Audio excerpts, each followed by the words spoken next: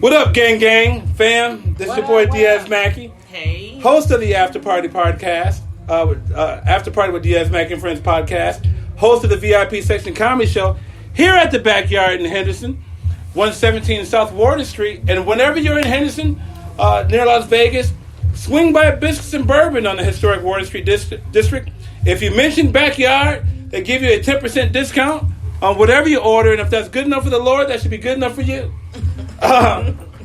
We had another great show here at the VIP section. We're coming back off our hiatus. We took a quick vacation hiatus with Christmas and New Year's, and then let's be honest, I had so many people die recently from fentanyl and the vaccines. But that's here nor there. We had a great show. We had Robert Bocellari from New York come and bless the building. Give it up for Robert. Yo. High five, man. Thank you. Yeah. Great. Evan Conley in his absence. Then we had Patrick Boyle returning. I'm in this bitch. Still broke though. Then our features, we had Naomi Starr come to and bless. Crushed it. And then our privilege, he's a headliner, but he was like, you know what, I'll feature for you, Diaz. The 420 comic himself, Jeffrey Peterson, came and wrecked the building. Genius, right? And then, female Las Vegas comic, the Queen, came through and wrecked it and showed why she's a headliner. Shannon Da Queen Butler, ladies and gentlemen.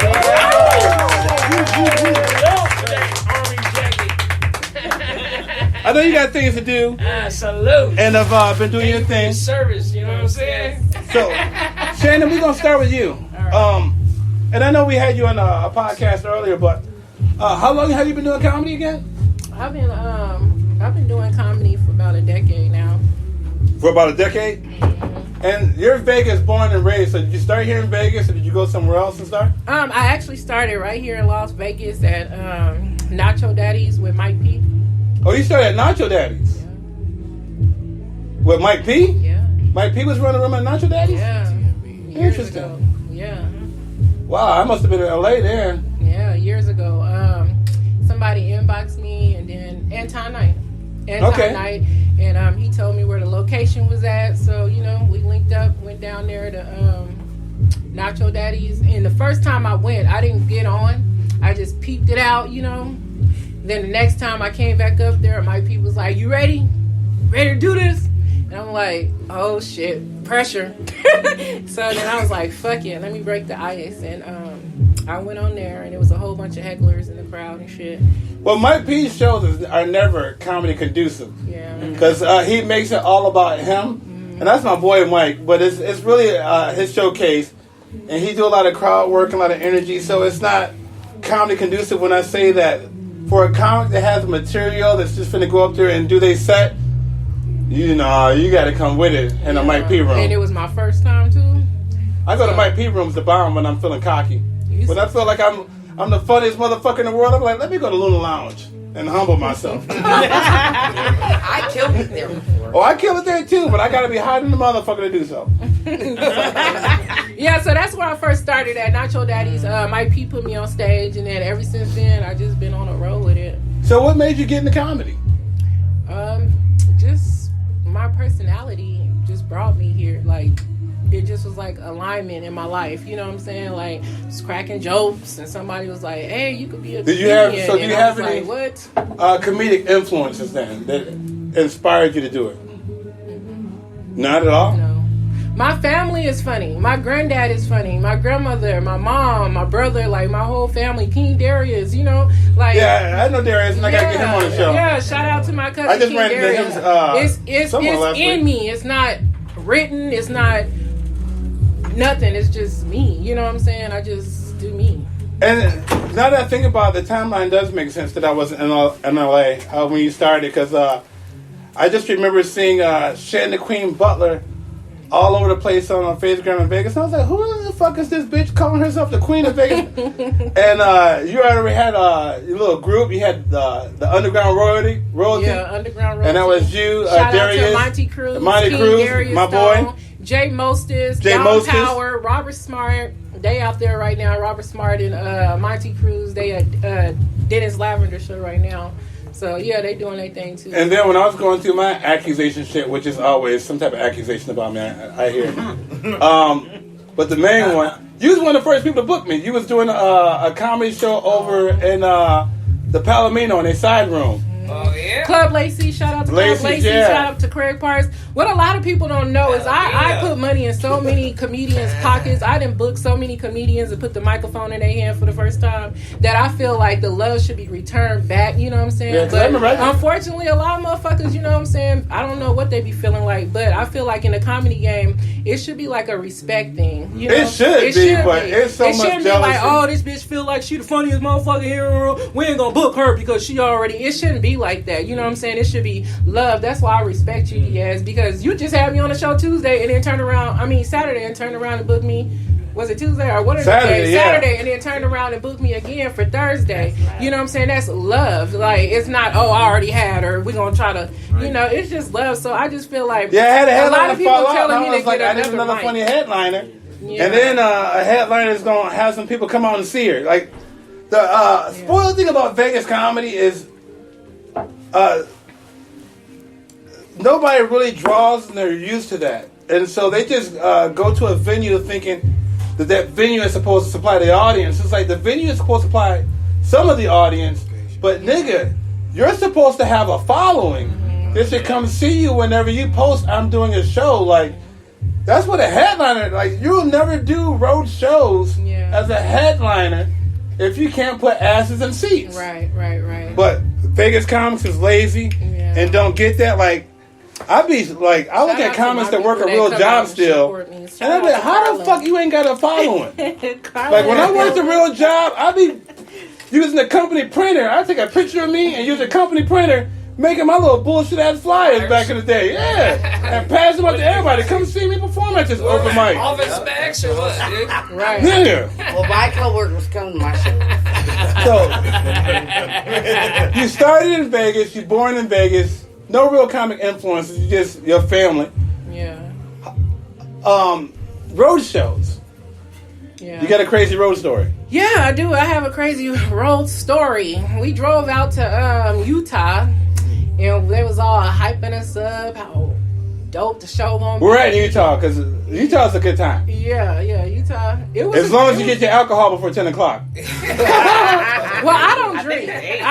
So you gotta go to the breweries. Yeah, I don't drink. You get beer. So you know what I'm saying. Our beer there. You know what I'm saying? Yeah, I did a show there. I did a show in Utah on a Sunday, and they don't even sell alcohol on Sunday. I was like, what the fuck? Right. But you're in Utah. Yeah, Utah was crazy. It was fun though. So what's the crazy road story? Taurus booked me. Taurus family? Yeah. So where were you at in Utah? What year was it? Were you in Salt Lake or were you in what happened? What year was it? She got me thinking what year it was. It was 2000 and I want to say 17. Don't tell your age. Yeah, it was 2017. Yeah, we that's definitely your boo. there. You talking about don't tell your age. And we went down there. We had a good time. The show was awesome. Don't get me wrong. The show was awesome. But they had us staying there in the basement. When I say the basement, it was like terrible. Oh my God. And I'm bougie. You know what I'm saying? Like...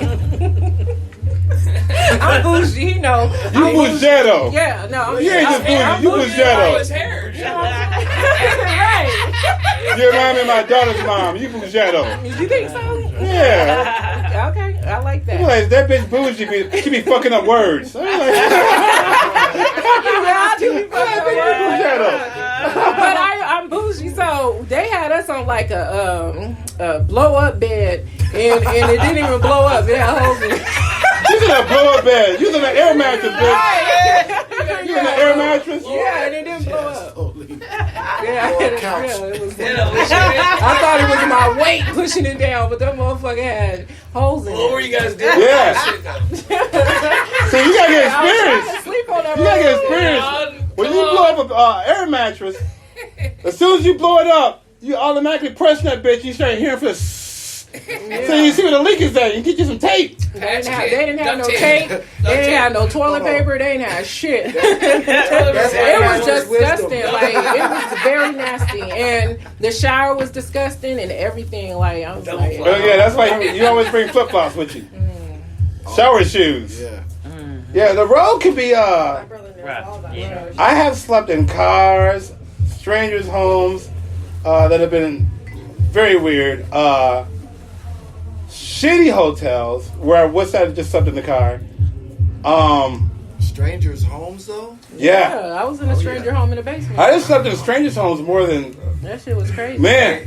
And sometimes, and most of the time, not sometimes... The pay was good. Most of the time, that hospitality be amazing. But I have slept in some white people's homes where I've been like, this is how 12 years of slave started. Like, watch your drink, nigga. Like, I just want you to take pictures. Here the teeth and the spoon. I done been in some places Color where form now, right? the average nigga would have been an ornament. That's what, like I've been blessed. I've always said I don't know what's more dangerous because I've done both.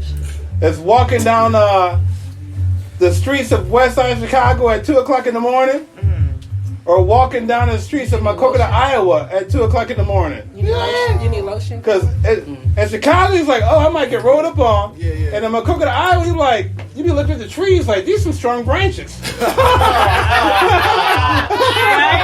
Oh my God. That's illegal. That's a federal crime. But it ain't. It's a lot of cities that still got daylight time, sir. Burbank, California's one. I don't know if you know about daylight time. What is daylight? If you get caught after daylight, they can hang your ass in the front yard. Damn. And they gotta rotate. They gotta move you to the back after 3 days. Call shade trees for a reason. That's worse than it's not. Look at the white boy that called shade trees for a reason. That's the real Hollywood. I done done shows in Florida where you be passing by some of them That's what I'm like. doing on the 27th, y'all. There's some niggas that have been hung in these trees. Like the spirits be talking to you. They be like, "Don't go here, nigga." Right. Run! Or fear the alligators. Uncle Biden on your speed dial. Fuck Uncle Biden. Fuck that. I wish I would. Yo, he not answering the phone. He's definitely not answering my call. He sleep. She's only asleep with a child. Shannon, you crushed it tonight, and you crushed it Saturday. Thank you. Thank you for doing the show. Thank you for having me. I appreciate I Yeah. appreciate it. Definitely gotta have you back. Killed it, girl. Thank you. So great. We all Yeah, appreciate yeah, it. Thank yeah. you guys. Oh, And so many people talk about, come up was like, that black lady was funny, and I was like, which one? We had two on the show. All of them. thank you. Yeah, I was like, both of them. Crosses. Yeah. Which is a crazy rumor about me. It's like, y'all did the show, got paid, and didn't have to show me your titties to get on stage time. Right. I can't believe that rumor going around. What's wrong with your titties to get on stage? So I didn't need to show titties? Jeff, I made you do it because I like your nipples. You got a weird nipple to areola ratio that just I find interesting. I didn't know.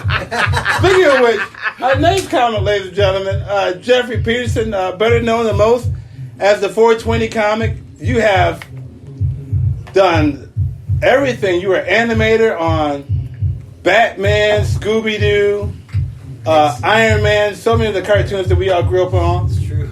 You had a rock band. Yep. You're the son of two mothers before it was cool. Friends with Ice-T. Yep. Open up for George Lopez. I mean, you've done so many things, Jeffrey. You know, need a round of applause for Yeah. that. I appreciate that. A round of applause for that. Yeah, you got a living legend in here. And I've known Diaz. Thank you guys. So don't get the respect that he deserves because this nigga is still wearing pants with patches on. That's right.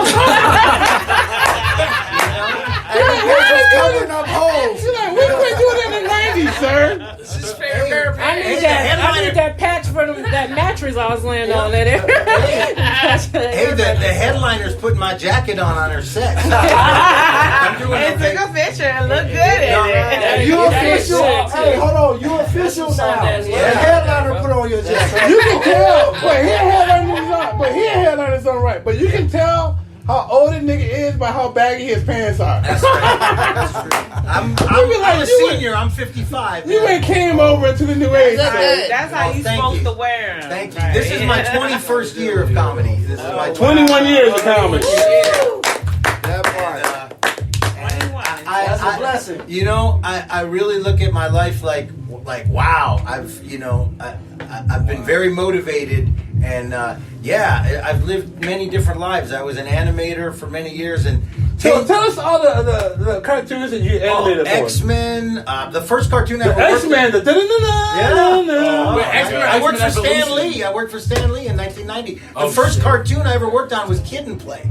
Hold on. I remember that cartoon. And it didn't have, and neither Kid nor Play were the voices. Oh, yeah. But Tommy Davidson was, and Martin Lawrence, and Kim Wayans, and all these other people. That's believable. But when I was a kid, my family worked on Fat Albert. Yeah, you're a child of nepotism. So I would stand behind the artist drawing Fat Albert when I was a little kid, and then they finally said, "Here, take a pencil and start drawing." And so I did animation. I knew Fat Albert was drawn by some white people when they had yuck mouth. I'm like, that racist ass shit. You know, I used to fuck with dudes wearing FUBU saying, name the Cosby Kids. They couldn't even name them, but I said yuck mouth, mush mouth. I grew up. His name was Mush Mouth. How Mush fucking Mouth, racist is that?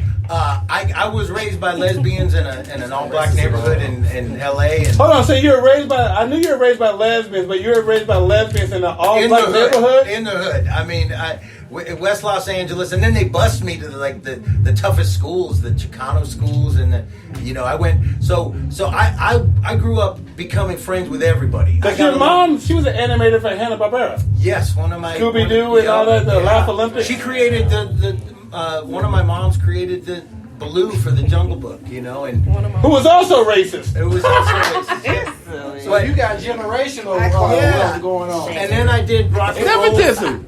I did rock and roll for many years. I was on the Sunset Strip singing in heavy metal bands and stuff, and that's really what got me into comedy. I got sick of being in a band. I was like, oh man, I gotta find out what this motherfucker thinks and what that motherfucker thinks. So I said, I still want to perform, but I just don't need all these people around me. So I just started doing comedy. When you start doing impersonations, because one of my I don't know the technical term to call him. He was the one that was putting up the headshots and all shit like that. I would say engineer for lack of a better term right now. Yeah. But he was like, man, that dude that was doing the voice was dead on. I was like, when the fuck did Christopher Walken walk in? Yeah. Well, I started doing voices in my act probably about 2 years into it, and one of my mentors, Fraser Smith, was like, Fraser Smith from the Detroit, Michigan, 313. What up? Got to put all these voices in there, and people don't expect somebody that looks like me to do voices, so it's. Well, your look changes. Like right now, you look like somebody from the Big Lebowski, but there's times when you cut your hair high and tight, you're like, oh, like you look like corporate. Yeah. Wow. Did you start off doing voices because you did voiceovers for the cartoons, or? I would do. I just was always imitating friends of mine and stuff, and I started off imitating my family, like my dad and stuff, and so I just slowly started just being a cut up and doing voices, and then when I was in a band, people were like, well, "Why don't you do comedy? You're so funny," and it terrified me. I would drive right past the Comedy Store and go to the Whiskey and play a show and be like, those motherfuckers at the Comedy Store, those are the badasses. Oh my God. I was terrified of what they do. Wow. And so when I finally got the courage, it was George Lopez that told me to be a weed comic. I met him in 1993 when I was a singer in a band, and then 10 years later I started doing comedy, and he's like, hey, you gotta be a weed comic, man. You gotta now.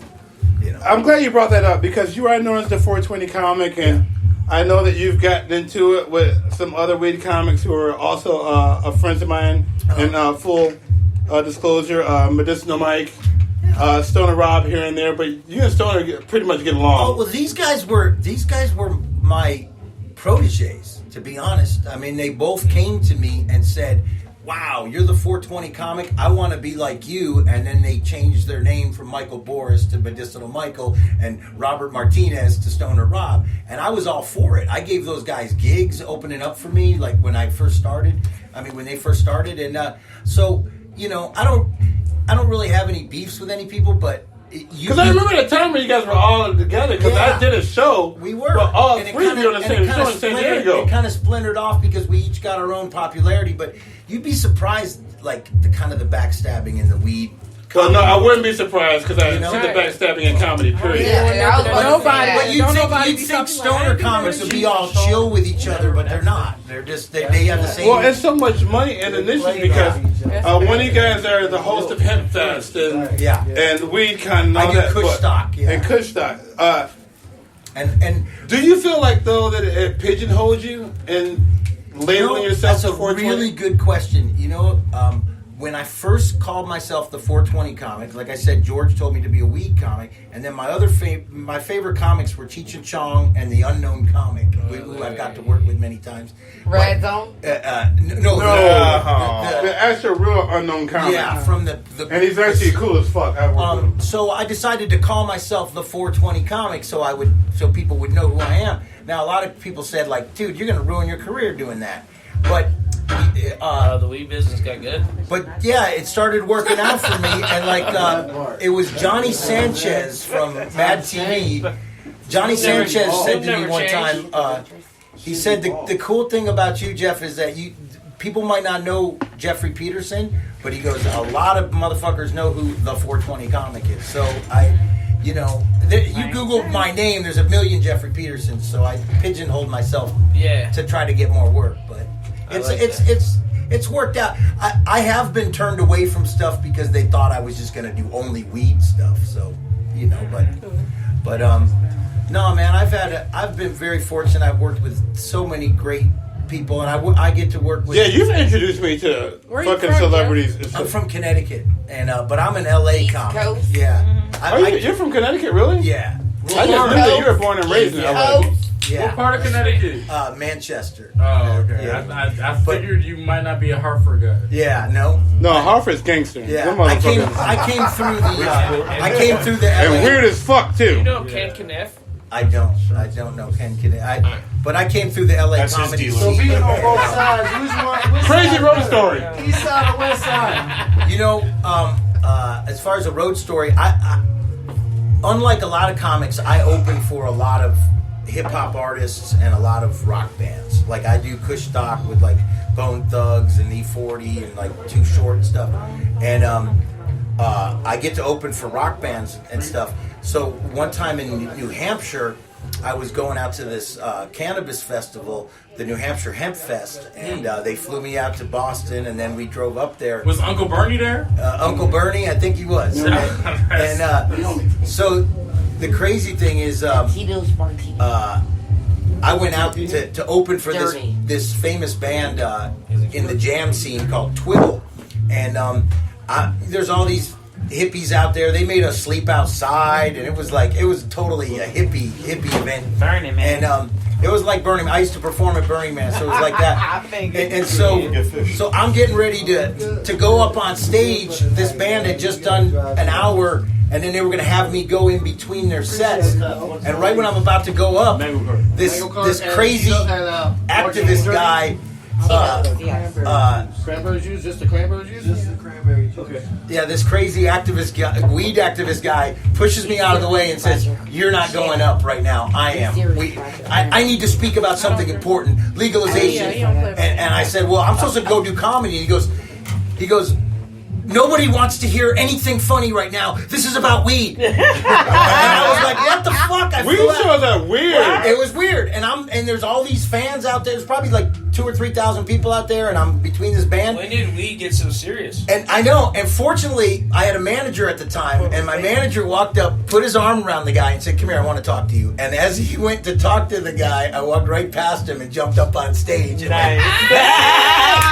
and it was great because it was the guy was like pissed off at me, but right when I got off stage, the 4 members of the band were like, "Dude, you fucking did it! You did it!" They were glad that I did that. So yeah, the first time sometimes you got to hold your own ground, you know. Right. Well, you always do. First time I did the weed show was for Nevada Normal. Yeah. And they were so uptight, and they were like, completely. They owe me money. And we, I bet they do. And it's always funny when you do weed shows because they always tell you before you go up, don't worry if they don't laugh because they're stoned. Because like most weed comics go up and aren't funny, and I'm like, watch this, and go up and just fucking destroy it. And I'm like, people, they want to laugh too. Right, but you're one of the kind of guys that can bounce back and forth from like you could do a weed show and then you could do like a straight bar show and stuff like that. Not a lot of comics can do that, you know. And well, I'm blessed. Weed comedy is like it's its own niche, and it's been neat to see that it actually, you know, that there's weed comedy shows all over. Oh yeah, I did HempCon or HempFest in San Jose, in the San Jose Convention Center, and my first joke was, because it was so much smoke in there, my first joke was, I have smoked so much weed that I had to do cocaine just so I could smoke more weed. That's right. That sounds I'm like, it's so cloudy in here. It looks like the Shekinah cloud of glory. Like God has just descended upon here. Yeah, you gotta go to church to understand that reference. I do jokes like that so I can point at the pagans and see who they are. Fucking heath. Well, thank you again for crushing the show, fam, and we gotta have you back. It was an honor to work with such talented comics. You want to do an impression for us real quick? Sure. Let's see. Do Martin Luther King. You said do Martin Luther King. You want to get shot here? His birthday. And then I gotta be Jesse Jackson. I gotta be the one that set him up. Well, we all know Jesse Jackson set up Martin Luther King. We should know that by now. The impression I do the most is Ice-T. You know, I've been knowing Ice since 1991. Right. I got to go backstage at Body Count and hang out with Ice-T and Coco, and I started doing this shit. And Coco was like, "Damn, T, he sounds just like you." You know what, too? And I had never noticed it with Ice-T actually talking, and I love that motherfucking New Jack City. But I was like, damn, Ice-T got a lisp. Yeah. See, the thing about you're someone with a lisp that you know, you're not ashamed of your lisp, whereas like Mike Tyson is. Mike Tyson's like, you know, he tries to hide that shit because he's like, you know, he's whereas Ice-T, he uses it as a weapon. He's like, shit, give me an S word. Ice-T. I say that shit all day long. I fly Speaks like a oh no, it's Crip talk. It's Crip talk. You ever heard of Crip talk? I had to, he embraces his lisp. No, they don't talk with a lisp. It's a language. It's fucking Crip talk. Yep. That's what it is. I had to, I had the dirty ticket for I hated my lisp. You have no idea. drink ticket. I used to get in the prayer line every Sunday, asking God to heal me of my lisp. I had to take speech classes because I had a lisp. Someone offered me, but I never did that. I learned how to enunciate it, but one day when I was 19, I happened to hear T.D. Jakes preaching, and I heard his lisp. Yeah. And I could hear him like, it was like so pronounced this particular time. And I was like, if this dude is speaking to millions with his lisp, I can certainly speak to the couple people that I'm speaking to. And I never had a well, it's about confidence. And so after that. Yeah, you go. But nigga, people used to ask me my name and I'm like, D. Because I used to hate saying Diaz because the people that Diaz. Because I grew up. Make sure you don't niggas, speak we my played the house. dozens at lunch. You know what I mean? Yeah. The dozens singing. And whenever they wanted to get me, they would talk about my bottom lip or my lisp. Like that was their go-to. And that was my sensitive What spot. does dozens mean? This is what they do in the hood. Talking shit, cracking jokes. If You got different names for it. if you're in the hood, the dozens I heard it are called dozens. just picking one person after another and cracking It's up. the black trans. That's why I'm so good at it. And No, shit but that I I'm never from- heard the dozens. I never heard Well, that. that's why I'm good at roasting, and I don't do it often because I have to go light because I take souls when I roast because I'm used to having to do that in self-defense. Like I go at shit, like I'm very observant, and I can just look at you for a minute and pick out your insecurities, and I go.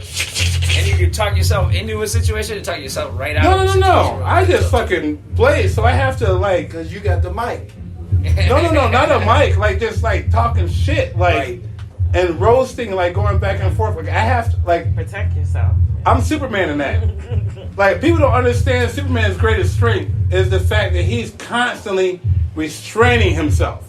Mm-hmm. You know what I mean? Like he can never go full out. That's why, like, when he fought the Abomination and people like that, he was in Dark Side. He's like, oh, I can go full out now. Right. You know what I mean? Because he's constantly restraining himself against everybody else. Yeah. Like, that's his greatest strength. And people don't recognize that. They just see the shit you see in front. Right. Like, one of the dopest scenes in Avengers is when Captain America goes to Bruce Banner and he goes, I need you to get angry. And he goes, that's my secret. I'm always angry. Like, he's constantly restraining himself. Holding himself back. Yeah. And that's how I am. I am constantly, like, the monsters these people think they see. I'm like, y'all are so lucky. There's more. I ain't looking Nobody at wants to see the devil. Dog, I'm like, Nobody You wants don't want to see the devil. motherfucking they are devil. so lucky that my mama's Nina Mackie, now That's Nina why we got Ralston, and she's a comedy. minister, and she instilled God in my life, That's and why he's we my got compass. comedy. That's So why if we I was got just my comedy. dad, which I am fully him too, it'd be a lot of these motherfuckers that have been in late meat already. Going backwards? Straight up. That's Good thing why. I didn't do that shit. I hold myself back. That's why you laugh like that. No, I laugh like that because I freestyle my comedy on stage, and sometimes I say some shit that cracks me up too. Like, I'm like, what did you I say? did that today. Like, Well, you I was were- cracking I'm like, oh my God. You were making us laugh because you were laughing Yeah, at your own Right, shit. yeah. Damn, that shit be crazy. It was. And then that's also a tool in comedy too. And then I've learned to also add that giggle and some shit. Like, there's some nuances. It's not just the joke itself. It's facial expressions. It is sometimes that little. Everything. And sometimes because I am free, like, I never know what I'm saying until I grab the mic. I am freestyling the entire time. And sometimes I might do that little while I'm looking at the crowd because my mind is thinking, like, what puzzle piece is going next?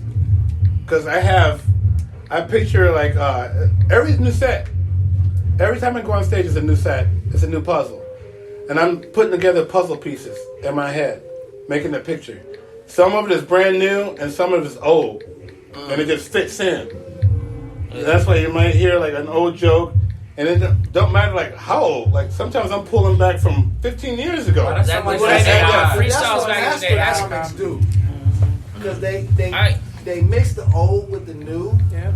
and then they play the crowd. Yep. And I've been they doing work comedy the crowd. 16 That's years, and what I the have best never do. done two Right. sets I the don't exact like same. hearing a set. We were talking about that earlier. We were talking That was about the that freak. earlier. This is Yeah, why a lot of comics. that's don't when you said record that it. you had to do the same set. I was like, how do y'all do that? I don't And like Because I saw it when I it flew was to the well, the crowd. first time and I bombed the See, second supposed to time, front it. and I Supposed didn't to front change it. the You ain't delivery supposed or to say anything, the and that's same when I thing. learned. One line is okay. I Don't changed let my them cadence, Keep it my like delivery like, style, my you go to two energy, different cities, tried it and, all. you hear and the same comedy joke. is reciprocal. That's how I did my freestyles back Yeah, in and the day. it's- It's the energy. Like sometimes the crowd has the energy, and they pump it into me, and sometimes they're dead, and I have the energy, and I have to pump it back in them, and sometimes I have to manufacture the energy when they're Right, dead shit. to pump it into them, so they can pump it back into me. And that constant exchange is going back and forth the entire time we're on, That's the on best stage. way. That's It's the that best energy way. exchange. Yeah, And we're yeah, feeding off of Yeah, each that's other. what I need. That's a you lie. know what That's what I- I need to learn, man. That's One of my a lie. In favorite church, they call How it the you Holy hold a Ghost. room. And go to This bed. girl held the room. I love that. Best I love I've that- ever that seen first somebody few hold a minutes in room. comedy when somebody is I went outside, wondering, smoked a is this cigarette and a motherfucker blunt, gonna be and funny? came back in. She's still Yeah. holding the goddamn room. One time I did a show in Hollywood. I This was respect with Thank you. Dan Levy. Yeah, you know, Asperger's from, is Schitt's a- Creek. Well, Schitt's Creek. Yeah, remember he used to have them shows in Hollywood.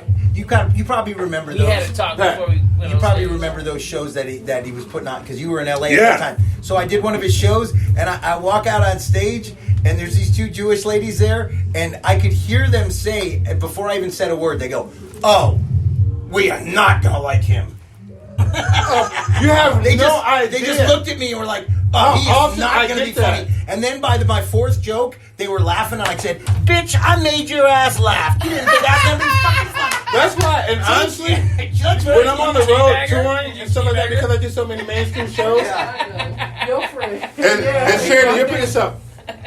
That's one reason why I had to stop taking black comics, black male comics, with me to open up for me on the road. Is our style that's so different, and a lot of times on the road, and you know, you have that 6 p.m. show, that 9 p.m. show, or that 7 p.m. that 9, And that 6-9 p.m. show or that 6-7 p.m. show is always old white folk. And the black comic come up and they doing their Def Comedy Jam stick. And the crowd, sometimes even when they on board with it, but when I come up, you see in their faces like, fuck, another one? Yeah. and you know, I gotta spend the first couple minutes like, hey, this is like, without being a sellout. You know what I mean? Or Uncle Tom, like, I'm still me. Thank you, Shannon. Yes, appreciate it. Definitely. It was nice meeting you, man. All day. We got Shannon Da Queen Butler. She's leaving out. Do your thing, man. We both went to Adidas tonight. You got on the shell toes. You see me again, man. You take care. Naomi Starr. Everybody got on Adidas. Let me say goodbye to my queen here. Adidas must be the thing. It was until they dropped Kanye. Nah, I truly fuck with Puma. My I man. don't wear Nike no more. oh man, Oh, no, I appreciate That wasn't very you. South LA. I'm gonna inbox you about that show. So we got Naomi talking. Thank you for my drink. Naomi. Broke the seal. Yeah, that I've been broke the seal. No, not yet. Naomi's doing her Naomi. We are still doing the podcast. Oh, I'm sorry. We I'm have that trying conversation. to network. So I'm bye, sorry. bye. Naomi trying to network with See you next now. week. Bye. It's like, bitch, we're still recording this podcast. Naomi is Like, I'm done with this Naomi stand-up has thing. become one of my favorite comics in the biggest. No, I pick everything. Naomi, look at you, drunk. That's why we do the after party. How long have you been doing comedy, Naomi?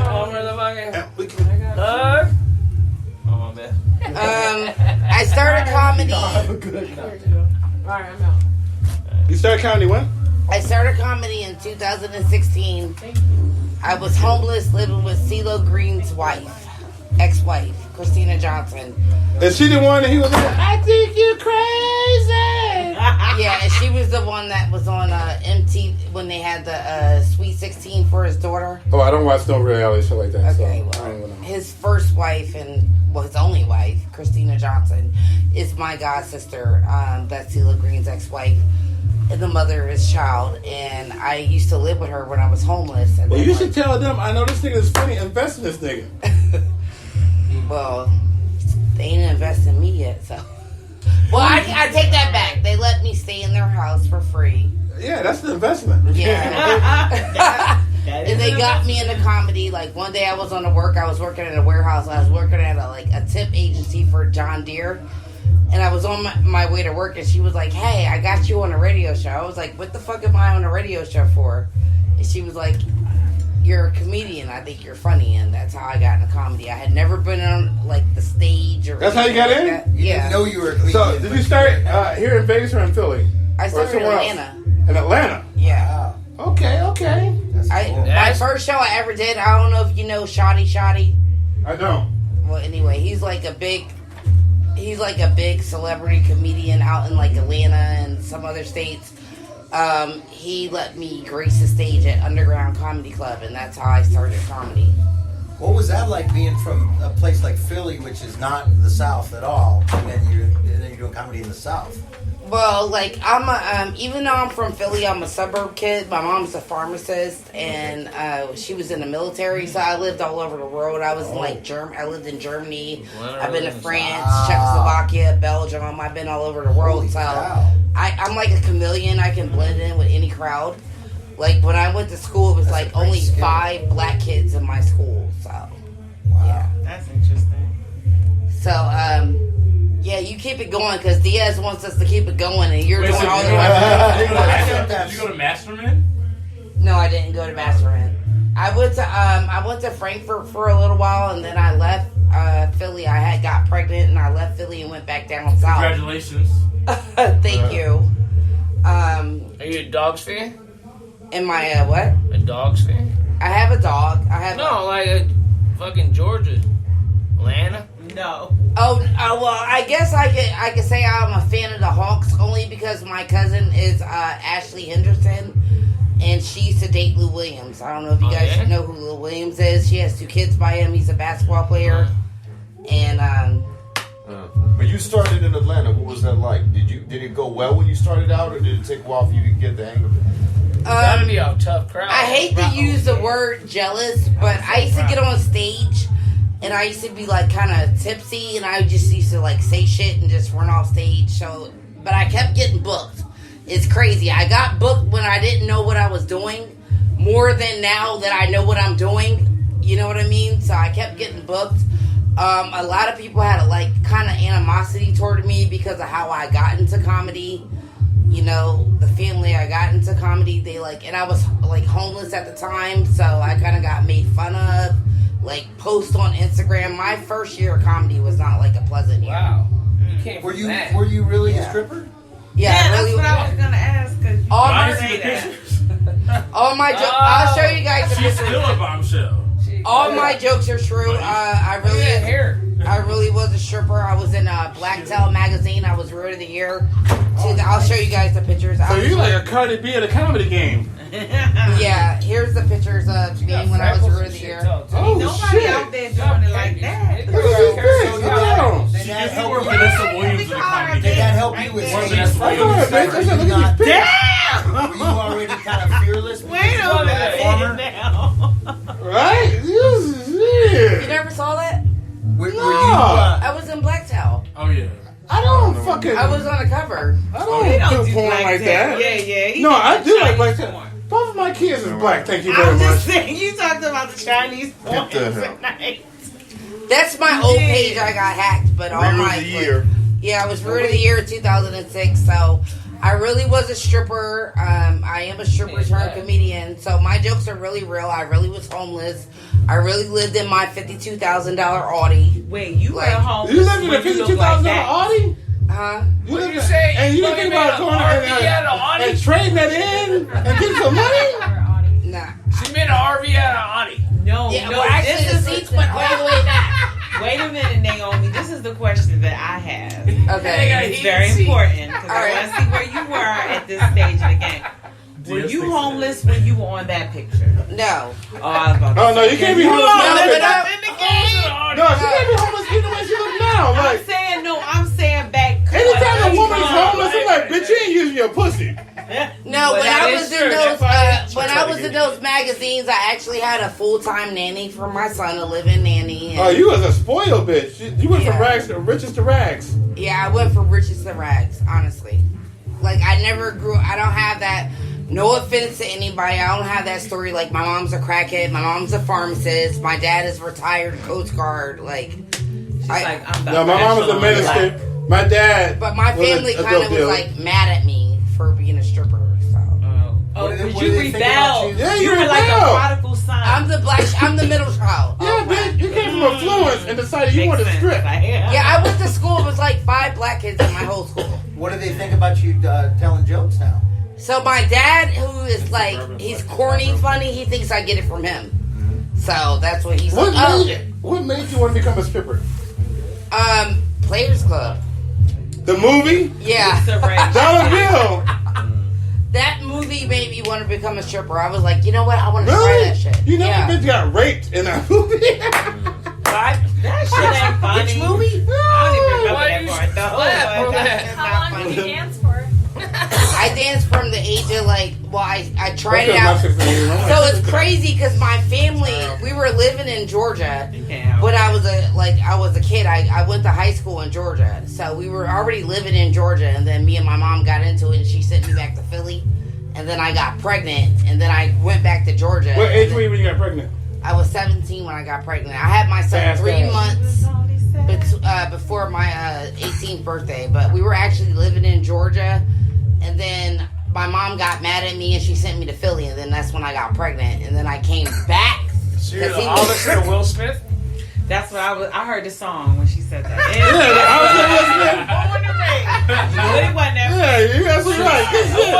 I wasn't raised in Philly. And all of you is that funny on stage tonight. So all my You know what's neat, Naomi, is that I gotta lose that head. Let me have a puff. Since I do Out voices and stuff, I gotta feel this. you know what's neat is I can tell that you're well traveled because you. Are we talking about her vagina or? No. I'm talking about her You voice. never answered my question, though. How long did you dance? You don't really have a I want to know too. Like, I can't answer. Hashtag. We got 3 questions. Wait a minute. Hold on. We got 3 questions. Let me answer the blonde bombshells question first. First of all, racist. Conversation. I said These blonde. white people have had their turn long enough. They've been in the line. But we're gonna give it to her because she is cute as fuck. You're right. Yeah, she is a bombshell. So I started dancing at 18, but I didn't do it consistently. Okay. And then I went to hair school, and then I was like, "Fuck it, I'm gonna start dancing." Oh, you did every black stereotype. You No. did the stripping. Hair I school. like this. I had 4 cosmetology. I started really literally dancing and doing it consistently at like 19, 20. Your name was supposed to be Keisha. And I stopped dancing at 28. Can't hate. I started dancing Can't when hate I on was the hustle. 21. Don't and knock the I'm hustle, still man. dancing. Oh, you identify with it. You been dancing the pole? 32, yeah. Oh, do the splits right now. I don't do the splits, but I'm a fucking dancer. Oh, you're not a good dancer. You can't do the splits. No, I don't do the splits. I can do the She's so splits. young. I'm How old are you? 45. I'm 32. Oh, you're. Oh, you look good for 32. Yeah, you're a baby. Yeah. Carded everywhere. we go. Cause especially white, because y'all age horribly. We do, and you Yeah. motherfuckers, like, Time. you fucking 30. Yeah, I'm 45. You can't tell. Yeah, for I look younger than my brothers, and I'm the oldest. It's a trade-off. I'll be 41. We're even. You don't even look like it, though. 55 and you can I have a 23. It's crazy. Yeah. Like, you black motherfuckers. I look older. You black motherfuckers with your good DNA. Yeah. She said you black motherfucker. The Like, fact fuck you. Like, Diaz, hey. You put that ER on motherfucker. It's just natural, y'all. That was some anger shit. But hey, somebody likes the silver fox, bro. You know what I'm saying? What? Somebody likes the silver fox, bro. Ow! Pardon me. I hear you, bro. I think we get better with age. I'm like wine, bro. Oh, you said silver fox. Yeah, that's what You referring to You yourself? was definitely speaking in cursive. Nice. Somebody likes the silver fox. Somebody likes the silver fox. Yeah. And how old are you, bro? 39. Oh, wow. Look at that. that was jealous. What's the This motherfucker what he said about Sam? you know? Bugs Bunny. Jeremy. Jeremy. So Yosemite Sam? Yo, Sammy Sam. Jeremy. You look like you could be Yosemite No, Sam's Jeremy. kid. Like you look up. You look like you could No, I'm be, getting like you would say cotton picking. Rudeness, toadness. In my corner. You look like he would say You cotton pushing it. picking. You be pushing it. He's suspect. Cotton picking? No, I'm good. Well, I was going to say the neat thing about I'd probably be cotton picking because I'm Irish, traveled is motherfucker. you don't have any kind of dialect. Like Yeah, you don't, that's you, interesting. like I know people from Philly. You don't sound like you're from Philly. You don't sound like you're from the South. You don't sound. So that's a really good tool to be able to have a voice that can, Transfer It like doesn't that. really. Only someone who does impressions would Yeah. have noticed that. No, Like, it's really. It makes you're an sense that odd you're dog. so well. You don't have a dialect. No, I a lot can't of tell where people you're from. Vegas are like that though too. Yeah, that's true. Like me. Well, that's because Vegas has no fucking culture. Let's be honest. I come Well, from when a you're an melting pot, army bro. brat, you Right. don't Come from a melting pot. have time to I was settle gonna anywhere say and like you pick had up to anything. you had to get along with a bunch of different kinds of people like right Yeah. away. Yeah. Every race, I like every what you Philly, said. Boston, You're a chameleon. and Chicago. I said have that in my similar stand-up things, last man. time I did in New Similar. Year's. Swear to Very God, similar. my last stand-up. Yeah. Chicago's more Same country. exact thing you Yeah. said. Chicago's You did? fucking Yeah, country. the same exact I think I thing. could live in the hood. Naomi, That's one of my fucking lines. comedic influences. I love Samora. I love her. Man, that sexy bitch. Yeah, that's what I was gonna say. I love her because she's funny as shit. She's a great storyteller. I ain't met some more Well yet. dressed. If I ever eat Very some well more, that's gonna be my sexual harassment because I'm gonna try to eat her But out. like the great thing about her is like she's really down to earth. Like I inboxed her, and she's the one that told me to get the comedy Bible. Like I was like, "Can you mentor me?" I have never And read she that was like, either. "No." She's down to earth. She was like, "No, I can't mentor you, but I'll tell you what you do." She was like, "You get the comedy Bible." And I got the comedy Bible because Samora told me to get it. Only and mentored she you without can dress her mentoring you. ass off. Yeah. She's sexy She as is fucking sexy. shit. Only Yeah. church people will understand his reference, but Samora to me is like the Juanita Bynum of comedy. Oh, okay. I love Samora. Yeah. Like she could talk about anything. She's sharp. And I usually, as a black woman in comedy, if y'all notice, I don't curse a lot. I say a couple Unless of she's Nia Long's sister. Yeah, I know that. They're both beautiful. But I don't curse a lot. That's one thing in my comedy. And I don't do dick and pussy jokes. No. Because I don't want to be a stereotype. I want to be more commercial. So that's why I don't do a lot of Your like... Which material is draws good. people into you because It's they my story. It's your They become story. interested in you, It's my story. and you're a likable person. But you're Yeah, I'm talking. still waiting for you to take that top off. Hold on. Stage. No. Let me Exactly. about the one now. the thing about your thing is you're talking about stripping and stuff like that, but you're talking about in the past tense, and you don't come across as a female as I'm still that, I'm that whole, like, a lot of female comedians do get disrespected. This is a male-generated field. That's why me producing the show, I've always taken upon myself to not be that, to give female comics a chance where they can come out and be respected and do their thing.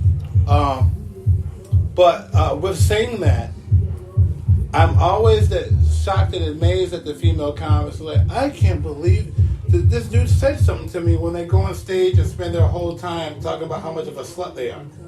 And I'm like, what did you expect the reaction was going to be? Like, if I went on stage and talked about, oh, I like pussy, eating pussy, my whole fucking time I was on stage, I would be an idiot not to expect a couple women to walk up and try to test me, and maybe one or two dudes. Yeah. I think some female comics feel like that's their in, is to be as raunchy as possible. And see, that's what I like about your humor, is it from the first time I saw you, just and it's really but not. I you're a almost likable disagree person, with Diaz. and then you're what telling he's your saying, story, but with a kind of a I don't give a fuck attitude that I like. You know what I mean? I like The that most, shit. Thank you. Somebody women- in the crowd the women- should respect that, just like I learned boy a in lot from strip all club of you guys. should give a woman credit. Well, you know, it's Every a time I goddamn get on act, stage, dude. You I'm know why nervous. you came to that place. But Like, that I'm act, not though, comfortable if you're on portraying stage. as a That's shit, That's my Respect a secret. woman no matter where it's at. You know what I'm saying? Girl, the first time I ever got on stage, I was so nervous. See, So nervous. you gotta get on stage and get some jokes. 'Cause I know you're funny. I was. Robert You're Boston, right. But then I got on stage. where can they find you on and I was social like, media, I own that Naomi? shit. I own it. At the only Naomi Starr _ the only Naomi Starr, and we'll get to the other social media in a minute. Robert Bocellari, how long you been doing comedy? About 5 years. I gotta 5 go years? now. Yes. What made you get into it? Like he does, I would do impersonations of people. I would watch people and fuck with them. Either play pranks on somebody. See ya. I called up my neighbor once like I was the landlord. And I told them that they were late on the rent, just to fuck with the landlord and get into a fight. So my landlord was an old Jewish doctor, and I called up the neighbors and I went, "Hi, you know what? You know Chantrell. Hi, it's Doctor." So you do voices and impersonations. How come you don't use that on stage? And somebody, you know, who yelled at me about that Penny Prince was like, "Why? I heard you do that." And then I get on stage and I'll either blank out or I can't figure out how to.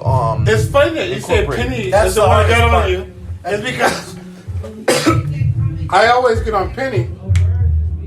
Penny is a very educated mind, and he talks about Penny is a lot like on the social means and historic means that I am. Like he's very much into